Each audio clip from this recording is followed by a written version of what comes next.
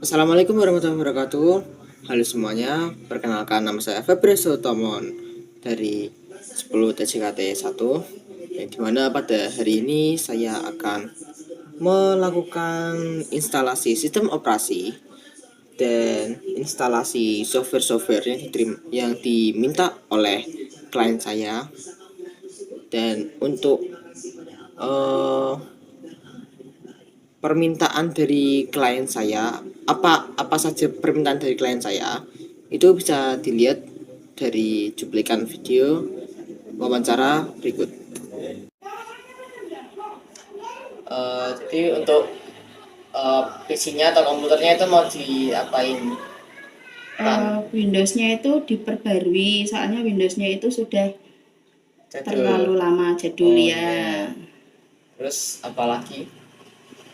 Kalau lihat video itu videonya tidak bisa dibuka. Terus kalau akses Oke. internetnya itu juga tidak bisa.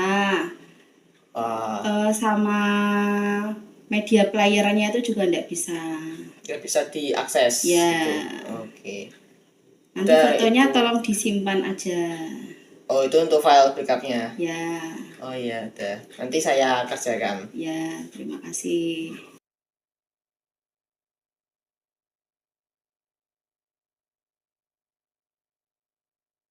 Untuk spesifikasi dari PC klien, yaitu masih menggunakan sistem operasi Windows XP, menggunakan CPU Intel Pentium Dual Core, dan menggunakan RAM sebesar 2 GB. Jika ingin di-upgrade ke Windows 10, pastinya performa dari PC ini akan menurun. Maka karena itu, saya akan mengupgrade sistem operasi PC ini ke Windows 7 saja.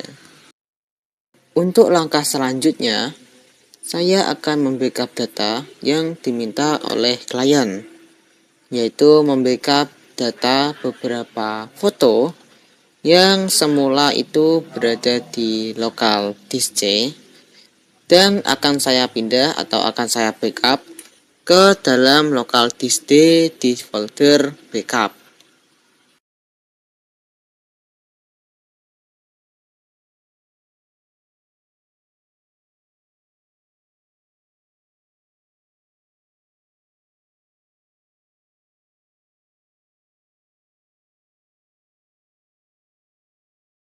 Untuk membuat flash disk bootable-nya, saya akan menggunakan laptop saya. Dikarenakan saat saya menyambungkan flash disk ke dalam PC, ada beberapa file yang tidak terbaca. Oke, jadi sebelum masuk untuk membuat flash disk bootable-nya, kita itu harus memiliki software Rufus dan file ISO dari OS yang akan kita install. Dan baru setelah memiliki kedua hal itu, kita baru dapat membuat flash disk bootable-nya dengan cara yang pertama, yaitu kita masuk terlebih dahulu ke dalam software Rufus-nya. Dan setelah sudah, kita akan memasukkan file ISO Windows. Baru setelah itu kita klik tombol Start, dan setelah itu tunggu beberapa saat.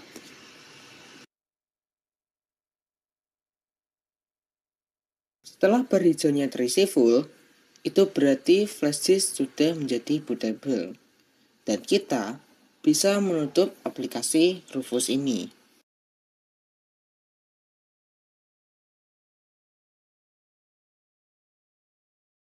Untuk instalasi OS-nya, saya akan memasangkan flash disk bootable tadi dengan PC, dan lalu setelah itu saya akan merestart PC-nya. Dan saat tampilannya gelap, saya akan menekan secara bersamaan tombol F2 delete supaya masuk ke settingan BIOS.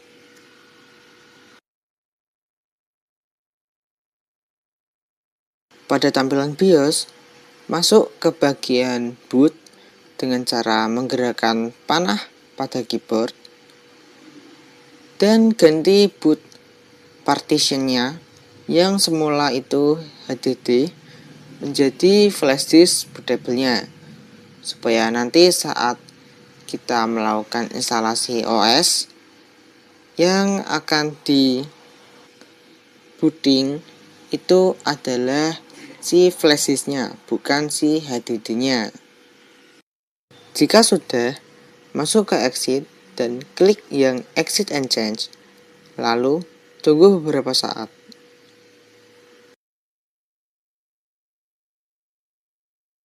Jika muncul tampilan seperti ini, tinggal di enter saja dan tunggu lagi.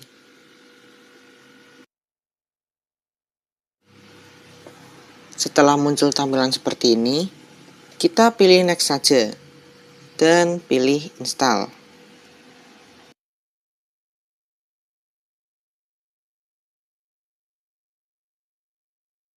Lalu di sini kita klik centang dan baru setelah itu kita klik next lagi. Setelah next yang tadi, terdapat dua pilihan yang muncul, upgrade dan custom. Dan saya akan memilih yang custom untuk membuat partisi tempat menyimpan OS-nya nanti. Di sini muncul 3 partisi yang tersedia, 1 untuk sistem dan 2 untuk logical.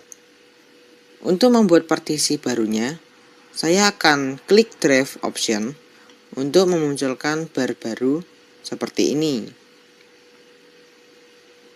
Di awal, saya akan menaruh instalasi OS ini ke lokal disk C. Maka dari itu, yang saya pilih adalah disk 0 partisi 2. Dan untuk cara membuat partisi barunya, untuk menaruh instalasi OS itu, bisa dengan langsung memformatnya atau diklik delete dulu, baru di new. Setelah itu semua, klik next dan tunggu beberapa saat.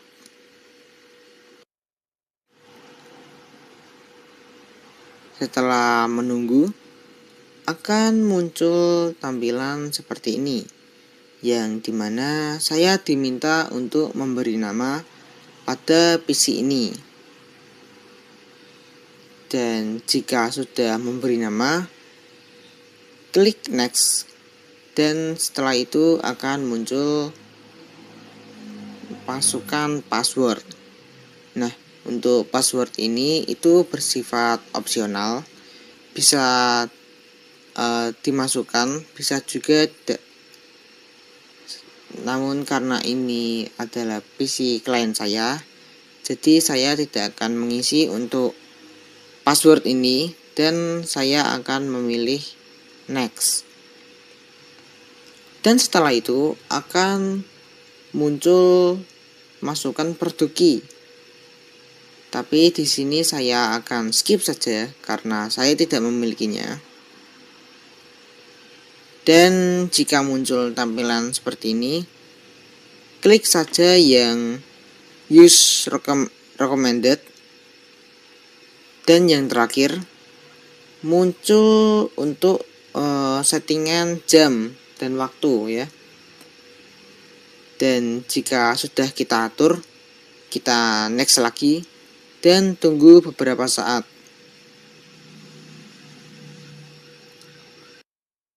Dan Windows 7 pun sudah bisa dipakai.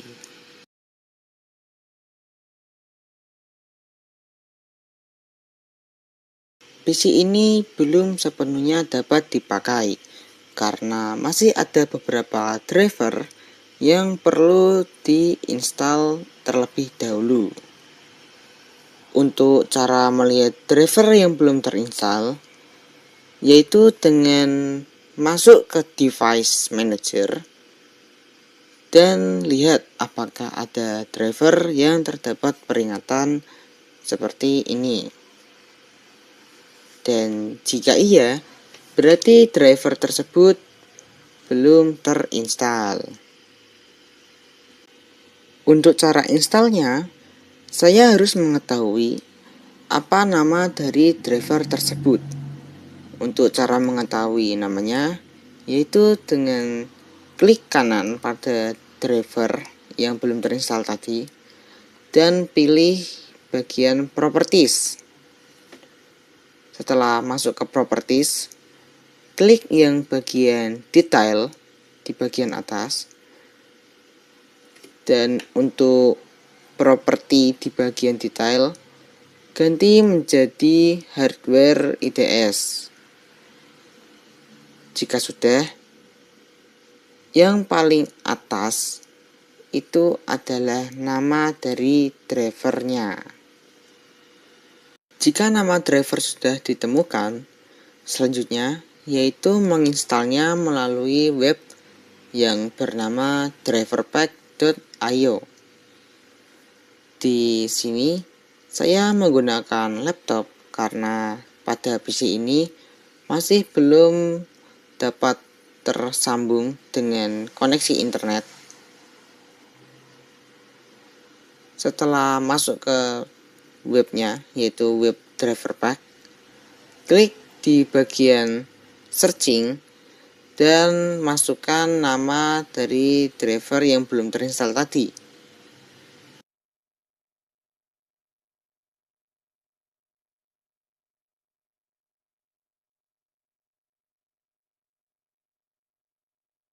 Dan setelah muncul drivernya, scroll ke bawah dan klik link ini untuk mendownload drivernya.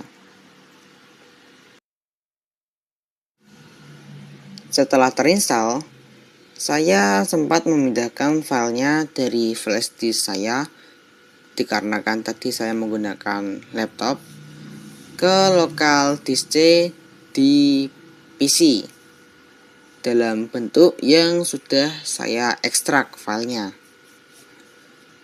Setelah itu, kembali lagi ke device manager yang ada di PC dan masuk kembali di bagian properties di driver yang belum terinstall tadi. Lalu masuk ke bagian driver dan klik yang update driver. Lalu pilih browse my computer. Dan setelah itu cari file driver yang tadi sudah saya pindahkan ke lokal disk C yang ada di PC. Setelah itu klik OK dan next. Dan jika muncul seperti ini, klik saja yang install this software anyway. Lalu tunggu sebentar.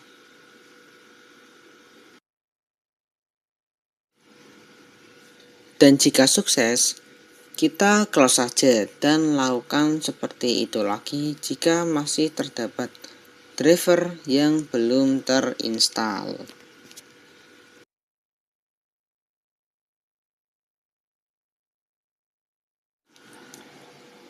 Untuk softwarenya, klien meminta untuk di-downloadkan software Word dan Excel.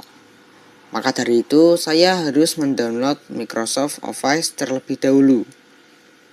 Dan berhubung saya memilikinya di flash disk saya, jadi saya tidak perlu untuk mendownload file Microsoft Office lagi.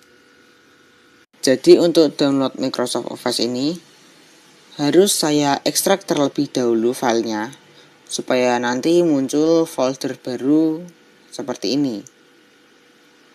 Di sini, masuk saja ke foldernya dan klik yang auto run.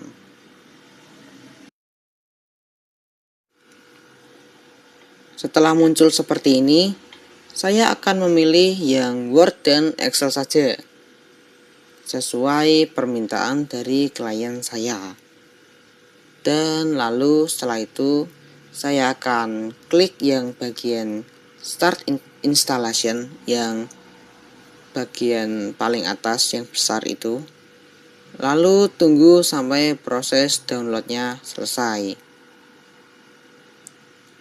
Dan jika sudah selesai, maka Excel dan Word sudah bisa digunakan.